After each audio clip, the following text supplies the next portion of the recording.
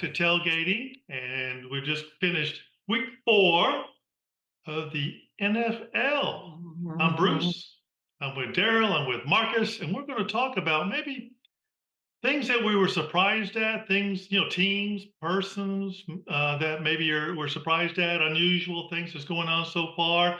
Hard to fully tell in 4 weeks, but you can start developing a trend. So, because I'm going to talk about the Cowboys in a minute, but what do you guys think? Anything just pop out at you to make you think, well, I didn't expect that, or maybe some kind of injury, or a team's doing better or worse than you expected? I mean, I think for me, I'll just start off. Like I'm still kind of riding this Kansas City wave right now. I think there's a magical moment happening with this team, and I know that it's a little difficult or a little different in terms of like forecasting how a season can end up. The NFL, so many things can happen in the next, let's call it 13 weeks that could drastically change the course of a team. But I got to tell you, that team looks like a well-oiled machine. And what I'm most impressed about is their ability to find a way to win, even when the game looks close um, or just possibly at risk. Mahomes and that crew again. I think I brought it up on our last episode. That's a winning culture. They find a way to win. I'm excited to see them at 4-0. I wish I could say the same thing about my Cowboys, but I think the other big surprise is the Vikings this year, 4-0. Who would have thought Yeah. that the Minnesota Vikings would have come out of nowhere and take over as the top seed in the NFC North. So I'm excited about that. I think the big surprise for me is the Commanders. Like that's usually like our little brother for Yeah, the Cowboys. absolutely. Usually whip on them really good, but them coming out the gate with a 3-1 record is definitely a surprise. So that's kind of the big things for me right there. There's some underperforming teams. I thought, I wasn't expecting much out of Jacksonville this year, but man, losing that game earlier or last week and coming out now 0-4 without a win under their belt, that has to be pretty demoralizing. But it's a long NFL season. I don't think this is going to be a year for them. The Texans seem to have the AFC North well in control. They're doing good there. I'm really liking what I'm seeing with that group there. The Texans, I really thought they were going to pull this at last game out, but 3-1 is a respectable record for the AFC South. You mentioned about Washington, and I agree. That's a surprise. That's usually something Dallas has been able to count on to help them at least limp along. I guess particularly Philadelphia. But that it made me think about what we talked about a week or two ago, where which is more important, the quarterback or the coach? I mean, Dan Quinn. He was helping the Dallas Cowboy defense for so long. Then he goes to Washington, and now all of a sudden they're contenders. I know they got that good quarterback popping too, but which is more important? And then Baker Mayfield, he goes to Miami though, and now they're looking good. And then of course, as long as you got Mahomes, so I don't know. I started thinking about having a really good leader sure does help. It looks like at the moment Dan Quinn's doing a good job. But Yeah, anyway, I gave you my five components last week. I'm sticking yes, to absolutely. yeah. What about you, Daryl? Got any surprises or thoughts? Man, the only surprise. Well, let me explain it like this. Look, I've been using the Cowboys defense in fantasy for 3, 4 years. Yeah. Man, they messing me up, bro. Yeah. They messing me up, man. And they have basically the same squad. I know they lost one or two secondary pieces, but man, bro, they just not getting it done, man. They used to pile up 20, 24, 25 points a game.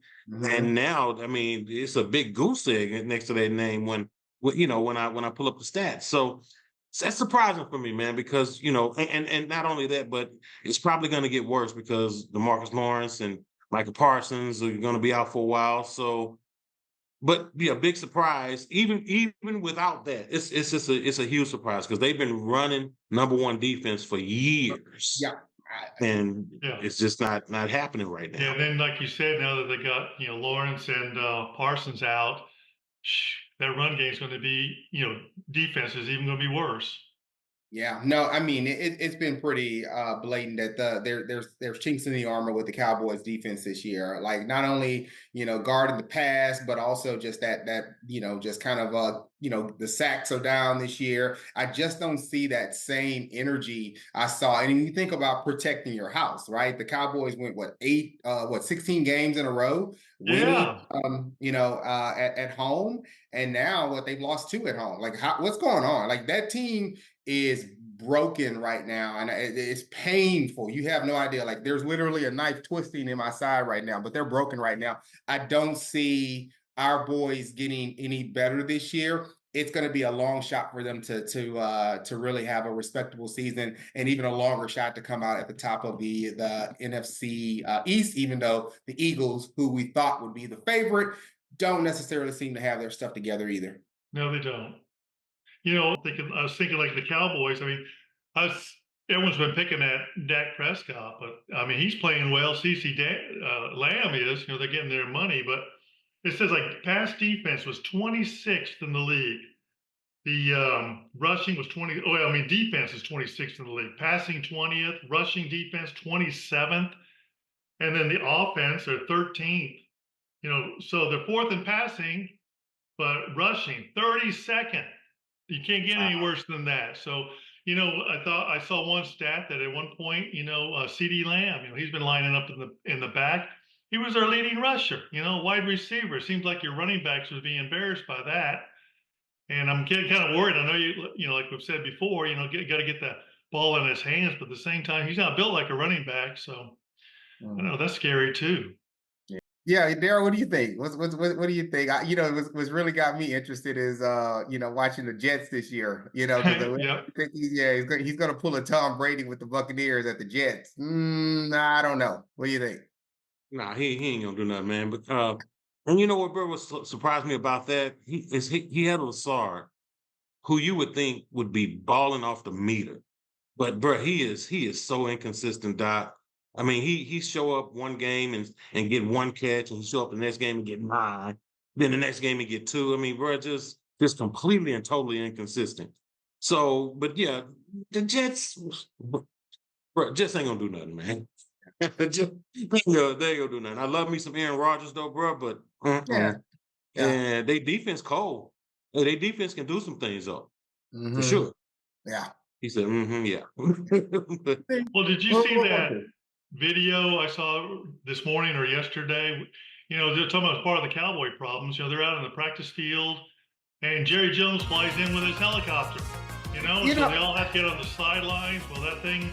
I mean, it's almost like, is this Airwolf or something? I feel like it was written Airwolf. So she probably never heard of Airwolf. But anyway, oh, I started hearing that. I'm like, what is this? And like Stringfellow Hawk, who's this guy think he is? Oh, he owns it. Okay. But still, it seems like those kind of distractions doesn't help your preparation. No. I mean, the first thing that came to mind when I saw that video, there's a show that a lot of folks used to watch back in the early 2000s and the aughts. It was called Entourage, right? And there was this character Ari Gold who was this, he was like this talent agent, or he ran this big talent agency, and he was all about the balling lifestyle. And he was one to call up and say, "I need a plane or a chopper to such and such," and in the middle of whatever. That's the first thing that came to my mind. Yeah, when I think go back to those five principles from our last session, it's broken leadership. There, yeah, I don't know, Darren. You How much, maybe you're okay with the helicopter. That bothered me. me too. Also going along, there's a strike going on now. So that's what made me think of this. It might not be in the forefront of their minds. And I'm not picking on anybody. Get your money. Dak gets his money. CC Lamb gets his money. Well, what's his name? Got his money too. But how much do you think that could play into the minds of some of the other players when they're seeing one guy's going to get an almost filthy rich money while I'm not getting my payday, and I know they still earning nice money compared to what I get. But does that play in anyone's mind when you're not getting your salary that you think you deserve, but you see these other guys getting it? I don't think that should play a factor in it because I mean, you really think about it. We say something in the acting world all the time. We say it's enough to go around for everybody, and you already know that if you want that kind of money, then you're gonna have to play up to that potential. So hating on somebody else because they got it doesn't help your cause. whether Mhm. whether you getting it or not. You got to go out there and perform. And it's obvious if you're not getting that kind of money, most likely you're not playing for that kind of money. You don't have the type of talent. You got to face Well, that, bro. Yeah, you got to face it.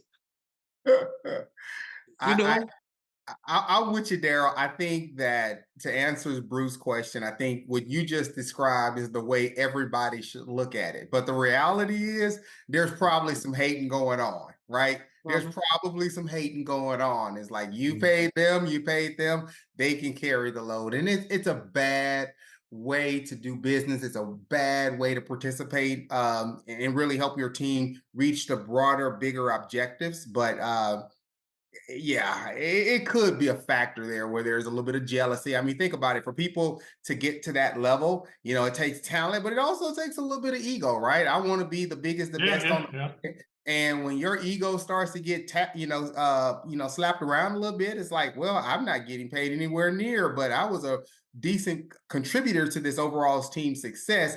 To your point, though, Daryl, were you really contributing here or are you contributing here? And if you can't do the job without getting the pay, it's very rare or very it's most likely not going to happen that you're going to get the pay that you're looking for because you got to do the job and play at that level. And when it comes time to get your money, your work's going to already speak. What you've done on the field will already speak. One other thought I had too is, and this kind of goes with Daryl talking about the kicking game too, and the Cowboys. This is what worries me too. You know, their kicker, dang, what's he hitting?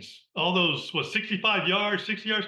I mean, six of their points, two of their field goals was way up in that 60-yard range, and that's what allowed them to win. I mean, they can't count on that every time too. They need to keep moving that ball and get rewarded with more points. But I mean, I know that's where they stall. They got the weapon, use it. But I think for me, they've been relying on the kicker. Like that's if you look at, if I would imagine if you looked at in aggregate all of the scores over the last first four games, probably more than half of their scores came from 3 points from a field goal. Like they're struggling in the red zone. They're not getting the ball in the end zone. They just don't have the weapons this year to get the job done. And we already know they're not a come from behind team. So what they're doing is trying to use the field goal to get points on the board, and they're not playing to win. They're just playing not to lose. That's the philosophy, or that's what I'm seeing right now.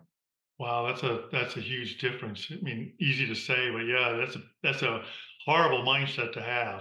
Differently, Daryl made it think differently. I don't know. He's not a Cowboys fan. What do you think, Daryl? Am I? Well, I think we're seeing more field goals overall throughout the entire league. And in fact, it was one game we were watching the other day where the score was like 19-15, and I mean, wasn't it all field goals? Well, I think it was one touchdown and the rest were field goals at all those points.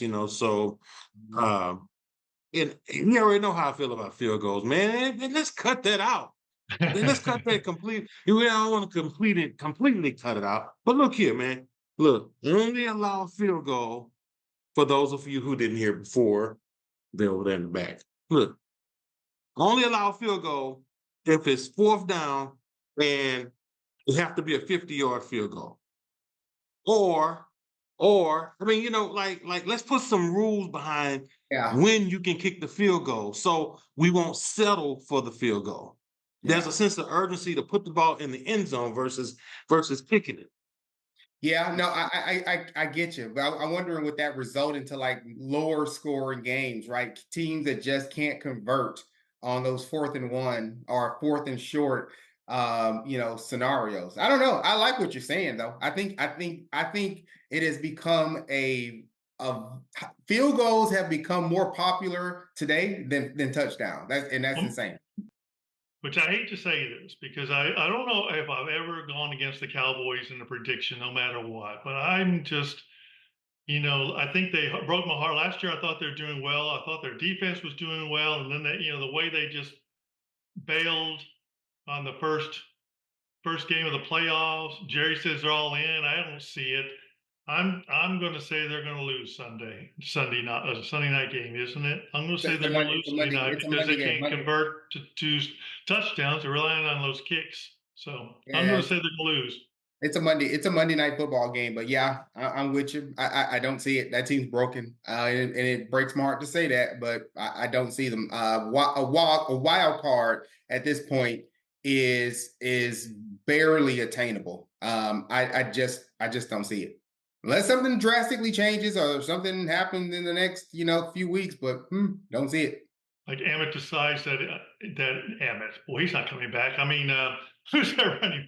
Who's that running back that left again? Ezekiel. Ezekiel, yeah. If all of a sudden he finds the fountain of youth and plays like he did a few years Oh, ago. that was a bad re-sign. That was horrible. Like I know it. everything they did to keep Pollard. Like, why did they let Pollard go? He was the future of that franchise from the running back position, and they let He's that doing kid fine go. over there, Pollard. Yeah. What do you think, Daryl? Any predictions for Cowboys or Houston? First of all, y'all not gonna like me for this, but like I always say, man, the Cowboy fans in this city, bruh, it's just week 5. That they're gonna turn it around. Now, I'm not saying they're gonna go out and win the Super Bowl, but you're gonna have a winning season. You're gonna make the playoffs at least, But it's still early, man. You get some players back, get some people healthy. They don't need to be out too long now. Don't be gone too long. But yeah, man, I think they'll be fine, man. And as far as my Texans go, man, people trying to say, man, they're getting lucky wins. See, lucky win, lucky win. I mean, no, they're playing football to the buzzer is what they're doing.